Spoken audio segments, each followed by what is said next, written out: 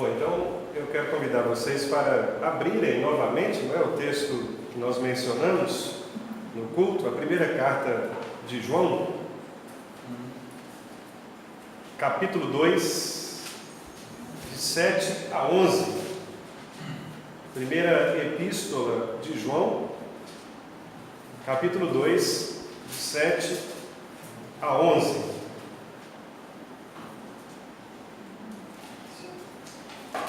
Gostaria que vocês então ficassem com esse texto, aberto aí, para que a gente possa, no momento da nossa exposição, a gente vai citando então os trechos, as partes que compõem esse trecho da carta de João.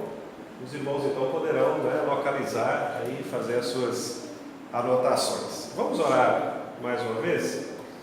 Pai, nós estamos com a Tua palavra aberta diante de nós, e nós pedimos ao Senhor que possa falar aos nossos corações por meio do Teu Santo Espírito. Pai, nós precisamos muito que o Senhor venha até nós e por Tua graça, e com Tua graça nos assista. Nós, por nós mesmos, não somos capazes de entender com profundidade, com clareza, a verdade do texto de Tua palavra. Mas nós contamos com o auxílio do Teu Santo Espírito para que, de fato, aquilo que João escreveu há tantos anos possa agora fazer sentido para nós na nossa presente época. E que a gente possa sair daqui hoje, terminando este culto, com esta mensagem gravada em nossos corações e em nossas mentes.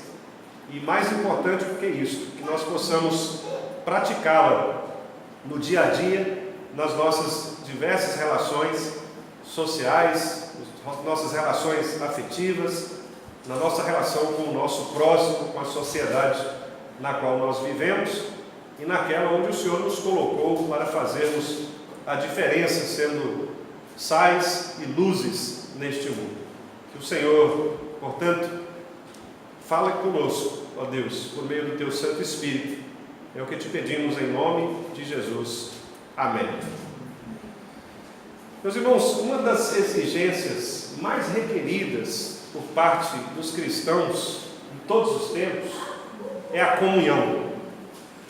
Em Atos dos Apóstolos, por exemplo, nós vemos o seu escritor Lucas narrar o modo de viver dos novos cristãos daquela época e dar ênfase clara ao contato relacional, afetivo e ao envolvimento que eles tinham uns com os outros. Por exemplo, Atos 2,42, perseveravam na doutrina dos apóstolos e na comunhão, no partir do pão e nas orações. Atos 42:44, todos os que creram estavam juntos e tinham tudo em comum. Atos 42:46, diariamente perseveravam unânimes no templo, partiam o pão de casa em casa e tomavam as suas refeições com alegria e singeleza de coração. Atos 42:32, aliás, 4:32, da multidão dos que creram era um o coração e a alma. E Atos 9:31 diz: a igreja, na verdade, tinha paz por toda a Judéia, Galiléia e Samaria, edificando-se e caminhando no temor do Senhor, no conforto do Espírito Santo, crescia em número. Do mesmo modo, o apóstolo Paulo também deu bastante ênfase à necessidade de comunhão entre os irmãos no corpo de Cristo. Aliás, a própria expressão corpo de Cristo já aponta para essa conexão orgânica e harmônica da igreja. Há várias circunstâncias em que Paulo nos exorta ao relacionamento. Por exemplo, no episódio em que duas irmãs, Evódia e Síntique, estavam se desentendendo, provavelmente por alguma questão logística da igreja, Paulo as instruiu a que pensassem concordemente no Senhor. Filipenses 4:2. Escrevendo aos Efésios, ele exortou aos irmãos a que vivessem de modo digno do Evangelho. E qual era esse modo digno? Paulo diz: com toda humildade, mansidão, com longanimidade, suportando-vos uns aos outros em amor, esforçando-vos diligentemente por preservar a unidade do Espírito no vínculo da paz. Efésios 4, de 1 a 3. E a razão pela qual Paulo sustenta essa necessidade de luta pela unidade é a unidade trinitária do próprio Deus, que subsiste em Pai, Filho e Espírito Santo, e que, embora sejam três pessoas, como nós sabemos, são um único Deus e trabalham para um único e mesmo propósito. Paulo diz assim: há somente um corpo e um espírito, como também fostes chamados numa só esperança da vossa vocação. Há um só Senhor, uma só fé, um só batismo, um só Deus, o Pai de todos, o qual é sobre todos, age por meio de todos e está em todos. David Dixon, comentando esse texto de Efésios, acertadamente afirma o seguinte: todos temos um só Deus, que exige que aqueles que o adoram sejam unânimes, e temos um só Pai, cuja vontade é que seus filhos sejam unidos em amor fraterno, que, em excelência, eleva-se infinitamente acima de tudo, e que, em sua providência, sustenta e governa tudo, e de um modo muito especial, pela graça, habita em todos os eleitos. E diz Dixon, concluindo: portanto, vocês devem exercitar diligentemente a harmonia entre vocês. Escrevendo aos Gálatas, meus irmãos, Paulo, aos Gálatas, que aliás estavam divididos em razão da falsa pregação dos pseudos missionários que entravam na igreja tentando convencê-los de que o ensino de Paulo era fraco e insuficiente e que eles deveriam, os Gálatas, completar a salvação resgatando aquelas práticas do legalismo judaico, Paulo repetiu o mandamento do nosso Senhor Jesus Cristo, afirmando o seguinte: porque toda a lei se resume em um só preceito, a saber, amarás o teu próximo como a ti mesmo. E ele diz assim: se vós, porém, vos mordeis e devorais uns aos outros, vede que não sejais mutuamente destruídos. Gálatas 5, 14 e 15. João Calvino, comentando esse texto de Gálatas, escreveu o seguinte: Paulo demonstra, pelo resultado, que é morder e se devorar uns aos outros, o quanto são destrutivas as disputas internas para a igreja.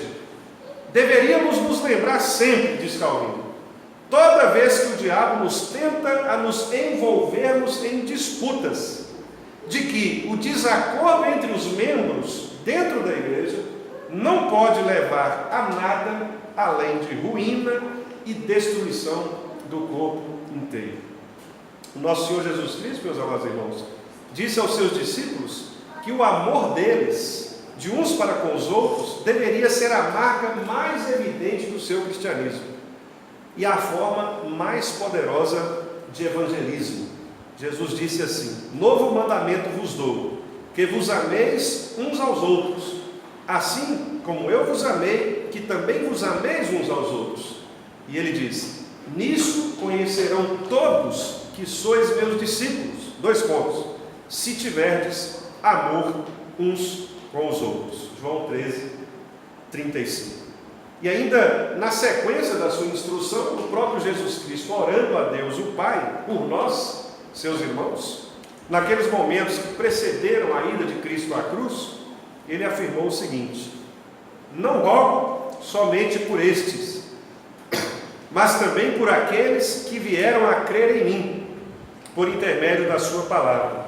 Reparem, a fim de que todos sejam um, e como és tu, ó Pai, em mim, e eu em ti, também sejam eles em nós, para que o mundo creia que tu me enviaste. João 17, 20 e 21. É exatamente, meus queridos irmãos, dessa comunhão manifestada em amor de que fala o apóstolo João nesse trecho que nós lemos da sua primeira carta, versículos 7 a 11. A comunhão com Deus e com os irmãos por meio de Jesus Cristo, o nosso Senhor. Em primeiro lugar, meus irmãos, João sustenta que o mandamento do amor ao próximo era um mandamento antigo, desde o Antigo Testamento. E ele foi unido por Cristo em sua pregação do amor relacional de uns com os outros. Em Levítico 19, por exemplo, várias vezes aparece a expressão o teu próximo, apontando diversas maneiras dos relacionamentos pautados na ética divina. Vou citar alguns deles. Por exemplo, versículo 11 de Levítico 19: não furtareis, nem mentireis, nem usareis de falsidade, cada um com o seu próximo. Versículo 13: não oprimirás o teu próximo, nem o roubarás. A paga do jornaleiro não ficará contigo até pela manhã. Ou seja, se você está devendo algo a alguém, não defraude, não oprima o teu próximo. Versículo 15: não farás injustiça no juízo, nem favorecendo o pobre, nem comprazendo ao grande. Quer dizer, os dois extremos, né? Com justiça julgarás o teu próximo. Ainda Levítico 19, versículo 16 diz: não andarás como mexeriqueiro entre o teu povo, não atentarás contra a vida do teu próximo. Versículo 17: não aborrecerás teu irmão no teu íntimo, mas repreenderás o teu próximo, e por causa dele, por causa do próximo, não levarás sobre ti pecado. E o versículo 18, que é o que eu quero citar mais precisamente nesse momento, o texto diz: não te vingarás, nem guardarás ira contra os filhos do teu povo. E aí vem: mas amarás o teu próximo como a ti mesmo, eu sou o Senhor. Levítico 19, 18. Então, em Marcos 12, 28 a 34, nós lemos o que Jesus declarou sobre esses preceitos que nós acabamos de ler, lá de Levítico, a um escriba que o interrogou. Diz assim o texto: chegando um dos escribas, tendo ouvido a discussão entre eles, vendo como Jesus lhes houvera respondido bem, perguntou-lhe: qual é o principal de todos os mandamentos? Respondeu Jesus: o principal é: ouve, ó Israel, o Senhor nosso Deus é o único Senhor. Amarás, pois, o Senhor teu Deus de todo o teu coração, de toda a tua alma, de todo o teu entendimento e de toda a tua força. O segundo é: amarás o teu próximo como a ti mesmo. Esta aqui é a citação que Jesus faz então de Levítico 19, 18. Portanto, ele une o chamamento a Israel para amar a Deus sobre todas as coisas com o dever de amar o próximo. E Jesus ainda acrescenta assim: não há outro mandamento maior do que estes. Na sequência do texto, disse-lhe o escriba: muito bem, mestre, e com verdade disseste que ele é o único, e não há outro senão ele, e que amar a Deus de todo o coração, todo o entendimento, toda a força, e amar ao próximo como a si mesmo, excede a todos os holocaustos e sacrifícios. O próprio escriba da lei percebeu essa conexão feita por Jesus Cristo, e, aliás, que essa conexão de amar a Deus e o próximo seria muito maior do que qualquer holocausto ou sacrifício. Tanto é que o texto de Marcos diz: vendo Jesus que ele havia respondido sabiamente, declarou-lhes: não estás longe do reino de Deus. O propósito de João, portanto, meus irmãos, nesse trecho, é afirmar que o mandamento não é mais um novo preceito, porque esse preceito de amar o próximo foi claramente ensinado e vivido por Jesus Cristo. João afirma que os leitores da carta ouviram do próprio Jesus e dos apóstolos, eles viram o próprio Jesus praticando esses dois mandamentos sublimes. Eles puderam experimentar o amor do próprio Jesus Cristo ao se entregar por eles. Muitos para os quais João estava escrevendo eram cristãos, inclusive. Portanto, eles deveriam perceber esse amor grandioso, direcionado para as suas próprias vidas, ao ter Cristo morrido por eles na cruz. No Evangelho de João 15:13, Jesus disse: ninguém tem maior amor do que este, de dar a alguém a própria vida em favor dos seus amigos. João esperava, portanto, meus irmãos, que os seus leitores não se esquecessem jamais dessa verdade graciosa. Ou seja, a maior demonstração de conhecimento e de piedade que eles poderiam demonstrar em sua vida cristã era praticando a verdadeira comunhão de uns com os outros, uns para com os outros, vivenciado na prática do amor genuíno, não de palavras, mas de fato e de verdade, como o próprio João diz aqui no capítulo 3, versículo 18, quando ele diz assim: filhinhos, não há menos de palavra nem de boca, mas em ação e em verdade. Mas, curiosamente, em segundo lugar, no versículo 8 que nós lemos, João diz, no versículo 7, ele disse que não apresentaria mandamento novo, não lhes escrevo mandamento novo. Mas logo no versículo seguinte ele diz: escrevo-lhes mandamento novo. Então parece que João está se contradizendo, mas esta é apenas uma forma retórica de João propor, entre aspas, um novo mandamento, que na verdade é o seguinte: o amor de Deus, na perspectiva de João, ele precisa ser demonstrado no amor ao próximo. O que João está fazendo agora aqui é afirmar que se alguém disser que ama a Deus, mas não amar o seu irmão, essa pessoa é mentirosa, e o verdadeiro amor não existe nela. João está lidando aqui, meus irmãos, com pessoas que estavam negando a humanidade de Jesus Cristo, como nós vimos na semana passada. E eles negavam a sensibilidade, a piedade cristã. Substituíam isso por um racionalismo filosófico. Eram chamados gnósticos, não é? Que defendiam que o amor não é consequência de um relacionamento espiritual, mas uma construção racionalista, racional, humana. O amor pregado pelos gnósticos é como um algoritmo matemático, é como se fosse uma combinação química, mas, diferentemente do amor cristão, não é um ato divino poderoso que pode ser percebido, sentido e inclusive com consequências cósmicas, universais. Simon Kistemaker faz uma declaração forte sobre a relação entre a pregação do Evangelho, o crescimento de igrejas e a prática da comunhão evidenciada no amor. Veja o que escreveu Kistemaker. Atualmente, ele escreveu isso na década de 1990, atualmente, as igrejas cristãs de alguns países estão passando por uma fase de crescimento fenomenal. Pessoas estão sendo batizadas aos milhares. Novas igrejas estão sendo abertas em toda parte e a chama do Evangelho está se espalhando como no século I. Vai de pessoa a pessoa, de região em região. Os líderes da igreja estão calculando e fazendo previsões de projetos para o futuro. Agora veja bem o que ele diz. O crescimento acelerado da igreja cristã toca o coração de todo crente. Apesar disso, pessoas que estão nesses lugares comentam que enquanto a fé cristã é evidente aos domingos, durante a semana, no cotidiano de trabalho, ela é ausente e sem sentido. Kistemaker conclui: de alguma forma, a luz do Evangelho ainda não penetrou na sociedade como um todo. Nas áreas da educação, dos negócios, do mercado de trabalho, da política, a luz da palavra de Deus ainda não dissipou as trevas.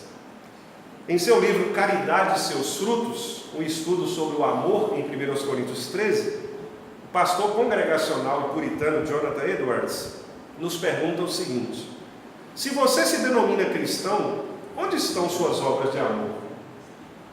Você tem se esforçado você tem se esforçado na prática delas? Se este divino e santo princípio está em você e reina em você, ele não se manifestará em sua vida através das obras de amor? E ele diz assim: pense bem, que obras de amor você tem praticado? Você ama a Deus? O que você tem feito por e para Ele, para a sua glória, para o avanço de seu reino no mundo? E quanto você tem se negado para a promoção dos interesses do Redentor entre os homens? E ele pergunta assim: de fato você ama seus semelhantes? O que você tem feito por eles?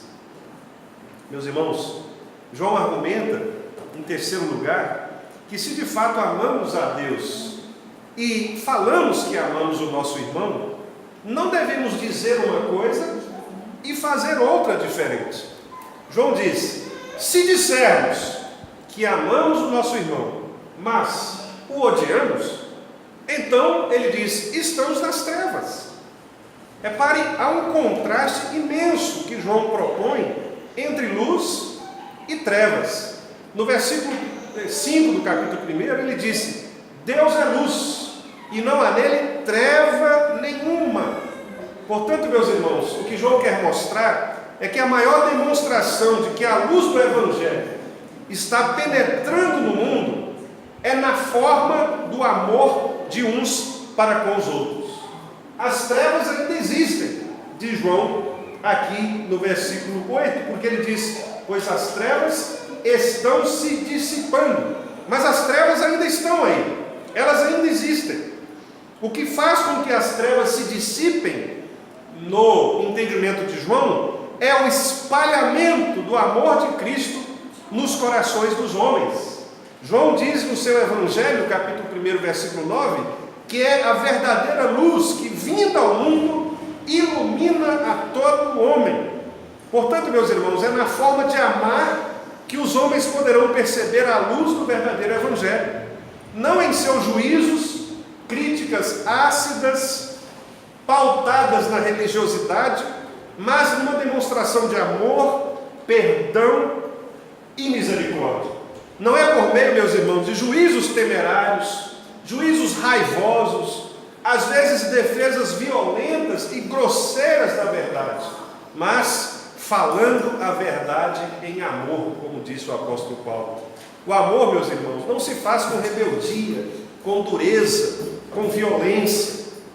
Nossos atos e palavras devem ser luz e devem brilhar. Elas devem refletir o caráter de Jesus Cristo, que é misericordioso, gracioso, benigno, compassivo, longânimo. Amar ao próximo, portanto, diz João, é permanecer nessa verdadeira luz, que é Cristo, e evitar o tropeço. Diz João aqui, no versículo 10, quem ama seu irmão permanece na luz e nele não há causa de tropeço. Ou seja, aqueles que estão praticando a verdadeira luz e que não julgam temerariamente, não agem com críticas ácidas, duras, legalistas, religiosas, grosseiras, estas pessoas, elas mesmas se edificam, elas se edificam a si mesmas e edificam aos outros. Amar o próximo, diz João, é permanecer nessa verdade, que é Cristo. Não há causa de tropeço nessas pessoas. Mas, ao contrário, se alguém odeia ao próximo, diz João, ele está em trevas. Repare que o verbo está no presente. João diz, ele permanece em trevas. O que significa dizer que essa pessoa nunca esteve de verdade na luz. O que eu quero dizer, portanto, meus irmãos, é que o desamor é um atestado de não conversão, nas palavras de João. O que eu estou dizendo não é que o ódio parece ser um contrário ao amor. O que eu estou dizendo é que o desamor, deixar de amar, é por si só um atestado de não conversão. Esta pessoa que não ama, diz João, permanece em trevas. O que lembra bastante a linguagem de Jesus Cristo, quando disse que aqueles que permanecem, continuam em pecado, sobre eles permanece a ira de Deus. Portanto, não é uma questão de escolha, é uma questão de conversão ou não conversão. Aquele que está convertido pelo Espírito Santo, este deve amar, porque o amor, na perspectiva de João, é uma demonstração, um atestado de que você é nova criatura, de que você é um novo convertido. Se você diz que está em Cristo e afirma que ama a Deus, você não pode odiar e nem deixar de amar o seu próximo. Nós devemos demonstrar continuamente o amor genuíno que procede de Deus, sob pena, meus irmãos, de ter o nosso cristianismo julgado inválido. Aqueles que não amam declaram para o mundo que eles não têm Deus em si.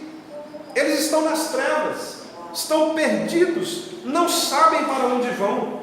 Reparem o que João disse no versículo 11: mas quem odeia seu irmão está nas trevas e anda nas trevas, não sabe para onde vai, porque as trevas o cegaram.